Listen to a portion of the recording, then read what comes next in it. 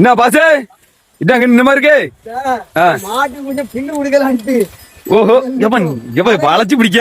ஆனா இது பில்லு கிடையாது, இந்த நாடல் மூங்கில் இந்த மாதிரி உள்ள ஒரு பில் இனத்தை சேர்ந்தது. இது மூங்கிலோட ஒரு ஒட்டு ஒட்டு. ஆமா.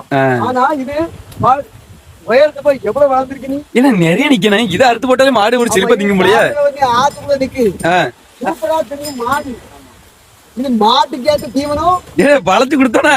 ஆமா வாரால. ஊர் சத்தியம் தான். சரி சரி. இந்த மாட்டுக்கு நல்ல தீவனம் எப்படி திங்கு வரும். ஆமா மூணு மாதிரி இருக்கு. ஒரு தட்டி அடிக்க எதுக்குனாலும் யூஸ் ஆகும். மாடு வளர்ப்பலாம் எப்படி போகுது?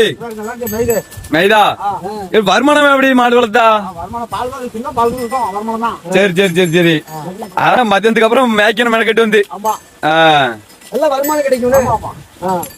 இல்ல பிடிச்சு கொடுத்தோன்னே எப்படி சாப்பிடு. ஆமா மாட்டை வச்சு நல்ல வருமானம் முறையா இல்லாம கூட கொஞ்சம் வளர்க்கணும். சரி சரி சரி. 2 மாட்டுக்கு 20 மாடு வச்சு வளர்த்தாச்சுன்னா நல்ல வருமானம். அதை விட வருமானம் கிடையாது. Right right right. செலவு ஆமா கொஞ்சம் பாக்கணும். சோம்பரப்படாம பார்த்தாச்சுன்னா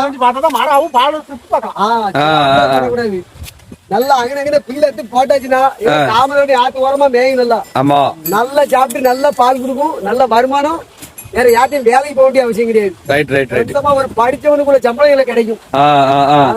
எப்படி சாப்பிட்டு போய் ஆமா சூப்பரா திங்கும். குடுத்ததுல பாதி அவ்வளவு காலியா நல்ல பாலும் கொடுக்கும். ஃப்ரீயா புண்ணாக்கிறது போட வேண்டாம். இதை வச்சாலே போதும். ஃப்ரீயா கிடைக்குது. ஃப்ரீயா கிடைக்குது. நல்லா தாமரை ஆத்து ஓரமா செலவு இல்லாம சோளம் இப்ப உள்ள சோளம் தான் நிக்க அவ்வளவு. சோளம் நம்ம தண்ணி பாய்ச்சி வரைக்கணும். இது தண்ணி பாய்க்க வேண்டாம்.